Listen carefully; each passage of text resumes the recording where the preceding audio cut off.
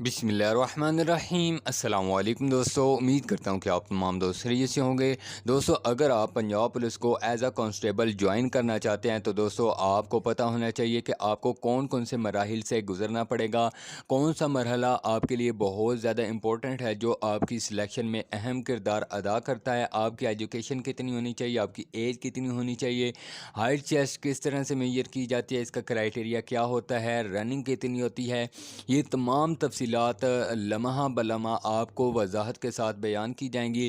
Kindly इस video को last तक वॉच कर लीजिएगा। चैनल पर नए चैनल को लाजमी से सब्सक्राइब कीजिएगा, बेल के आइकन को ऑल के ऊपर लाजमी से प्रेस कर लीजिएगा ताकि ऐसी जॉब्स के रिलेटेड कोई भी अपडेट्स आपसे मिस ना हो जाएं।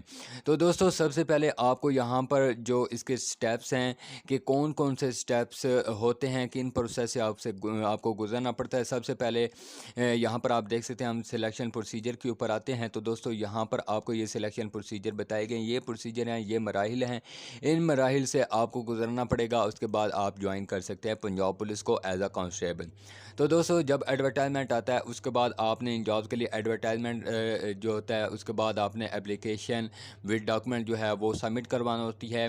उसके बाद आपकी एप्लीकेशन को वेरीफाई किया जाता है, क्या आपकी एज जो है इसको वेरी करती है, आपकी according to post age limit है, क्या आप इसके लिए एलिजिबल हैं। उसके बाद फिर आपका ये वेरिफिकेशन के बाद आपको फ़िज़िकल टेस्ट के लिए बुलाया जाता है।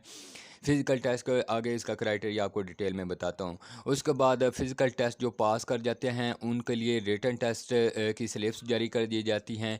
रिटन टेस्ट कंडक्ट होने के बाद उनका फ़ाइनल इंटरव्यू होता है। जो रिटन टेस्ट क्वालिफाई कर लेते हैं, पास कर जाते हैं, उसके बाद इंटरव्यू के लिए उन्हें बुलाया जाता है। उसके बाद जो फाइनली सेलेक्ट होते हैं रिटन टेस्ट और इंटरव्यू के बाद उनकी मेरिट लिस्टें जो हैं वो जारी कर दी जाती हैं। मेरिट लिस्टों के बाद नेक्स्ट प्रोसेस जो होता है वो वेरिफिकेशन का होता है। दोस्तों, वेरिफिकेशन के बाद फाइनल मेडिकल, फिर ट्रेनिंग स्केड्यूल और ज्वाइनिंग लेटर। तो दोस्तों, अब हम डिस्कस कर लेते हैं सबसे पहले एप्लीकेशन फ़ॉर्म। जब आपने अप्लाई करना है तो अप्लाई आपने अपने मुतलका ज़िले में करना है और एप्लीकेशन फ़ॉर्म जो है वो आपको आपके मुतलका ज़िले से ही मिल जाएगा। तो वहीं पे आपने डॉक्यूमेंट वगैरह जो है, डॉक्यूमेंट आपके अटेस्टेड होने चाहिए। तमाम डॉक्यूमेंट्स जो डॉक्यूमेंट्स होने चाहिए वो यहाँ पर इस पोस्ट में जो है वो मैंने पुट कर दिए हैं, वो आप यहाँ से अपने लाजमी से रीड आउट कर लेने हैं।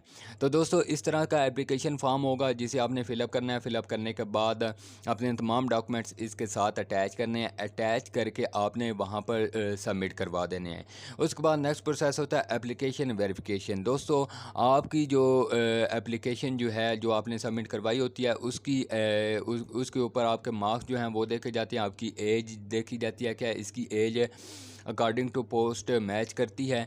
अगर करती है तो फिर वेल एंड गुड, आप वेरीफाई हो चुके हैं। आपको फिर फिज़िकल टेस्ट के लिए बुलाया जाएगा। नेक्स्ट प्रोसेस होगा फ़िज़िकल टेस्ट। फ़िज़िकल टेस्ट का क्राइटेरिया होता है जी, फ़िज़िकल के लिए आपकी जो हाइट चेस्ट होनी चाहिए, height for male 5 feet 7 inches है, और चेस्ट की बात की जाए मेल की 33 इंचेस नॉर्मल और 34.5 इंचेस आपकी चेस्ट एक्सपेंशन के साथ होनी चाहिए। और फीमेल की बात की जाए तो फीमेल की रनिंग जो है 1600 मीटर इन 10 मिनट्स होती है, जबकि मेल कैंडिडेट्स की रनिंग जो है वो 1600 मीटर्स होती है 7 मिनट में। तो यहाँ पर हाइट की बात की जाए फ़ीमेल की हाइट जो होती है वो 5 फीट 2 इंचेस होती है, जबकि फ़ीमेल की चेस्ट जो होती है वो मेजर नहीं की जाती। उसके बाद आ जाते हैं जी रिटन टेस्ट पर। दोस्तों, रिटन टेस्ट आपका डिपार्टमेंट खुद कंडक्ट नहीं करता।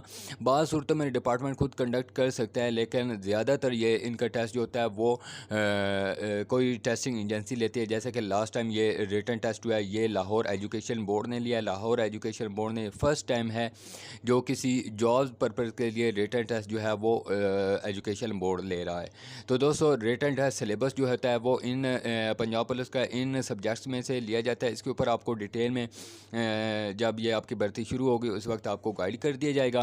रिटन टेस्ट के बाद जो उम्मीदवार रिटन टेस्ट पास कर लेते हैं और अकॉर्डिंग टू पोस्ट 1:3 होती है इंटरव्यू के लिए जो बुलाते हैं उम्मीदवारों को, उस हिसाब से फिर इंटरव्यू के लिए कैंडिडेट्स को बुलाते हैं। कैंडिडेट्स को इंटरव्यू जो पास कर लेते हैं उसके बाद फिर मेरिट बनता है। मेरिट दोस्तों, मेरिट लिस्ट यहाँ पर देखें, मेरिट जो होता है वो आपके रिटन टेस्ट के मार्क्स, आपके इंटरव्यू के मार्क्स, आपके फैमिली क्लेम अगर बनता है। फैमिली क्लेम उन दोस्तों का होता है जिनके फादर या फिर ग्रैंड फादर डिपार्टमेंट में सर्व कर रहे हों या फिर सर्व कर चुके होंगे, उनको 3 मार्क्स इजाफी मिलते हैं फैमिली क्लेम के।